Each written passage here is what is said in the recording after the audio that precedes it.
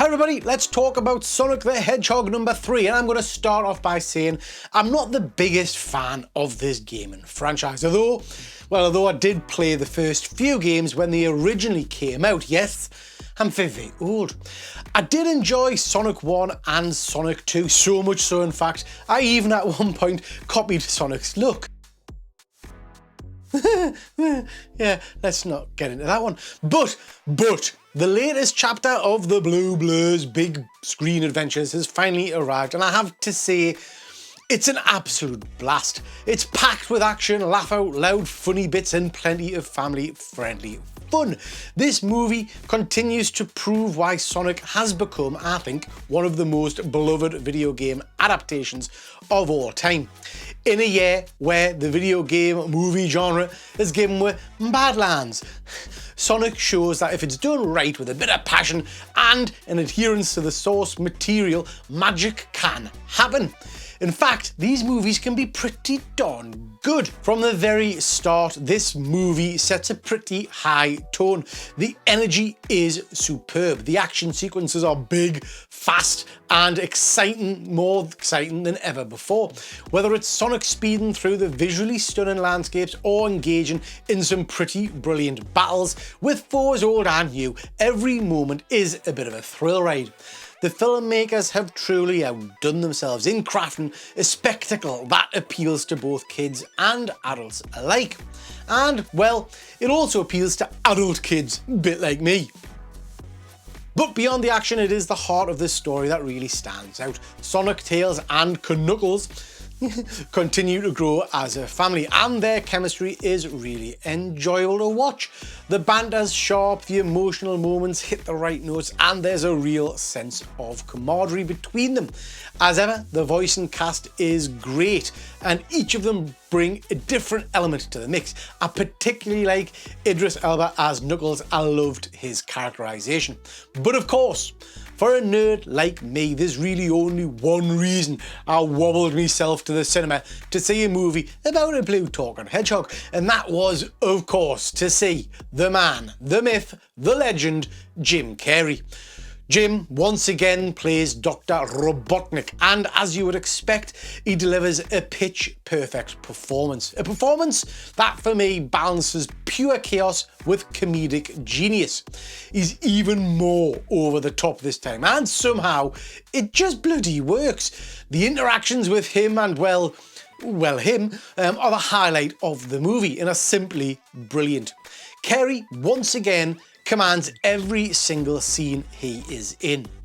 It's clear that he's having the time of his life in this role, and that energy is infectious. He's supposed to be the bad guy, well, kinda, but I just can't help rooting for the Eggman, and I have to say, I loved every second Carrey was on screen.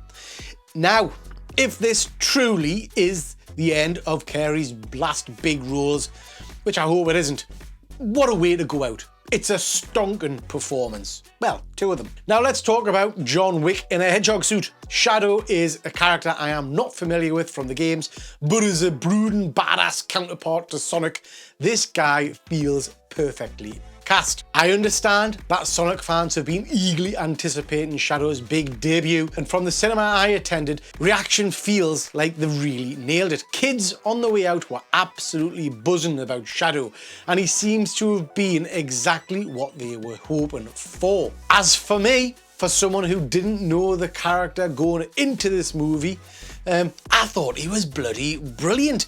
Keanu plays him to perfection. Keanu, as ever, delivering his superb lines. There's a bomb on the butt. That's my Keanu sorry. Anyway, Sonic's light-hearted personality plays off beautifully against the opposite of Keanu's perfectly pitched Shadow the Hedgehog.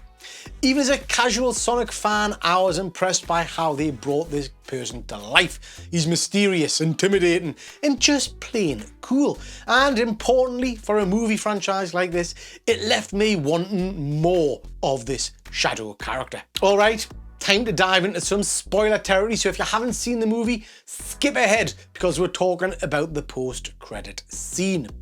So as the credits rolled, I was feeling pretty darn satisfied with this movie overall. But then the post-credit scene hit and the kids in the theatre seemed to get very excited. I'll not lie, I didn't have a frigging clue what was going on. As a casual Sonic fan, I'd got no idea who this new character was. But judging from the reaction of the crowd, I'm presuming she's a big deal. From what I've gathered since, it's a character that hardcore fans have been waiting for some time. And while I didn't immediately recognise him, the way the scene was set up definitely left me intrigued. And it's a great tease for what's to come. I can't wait to see what happens and how this story develops in Sonic 4. My only grumble and moan, again, as an outsider to the Sonic franchise, how many friggin' hedgehogs are there? Are there all just multiple? Is there some planet pumping out a rainbow colour hedgehog family? I don't know what's going on. Sonic the Hedgehog 3 is exactly what it needs to be. A fun, fast-paced and family-friendly adventure that fans of all ages can enjoy, I think. With thrilling action, heartfelt moments and standout performances, particularly again from Jim Carrey and also the perfectly cast Shadow by Keanu. The movie delivers anything you could hope for and more. Now, whether you're a lifelong Sonic fan or just someone like me looking for an entertaining way to spend a couple of hours, this movie's well worth your time. And who knows, by the time Sonic 4 rolls around, maybe I'll finally figure out who the hell that post-credit pink thing was. Who knows? Thanks for watching, and please don't forget to let me know your thoughts on Sonic 3 in the comments below. Hit that like button and subscribe and bell notification, and we'll see you next time for another movie review. Take care.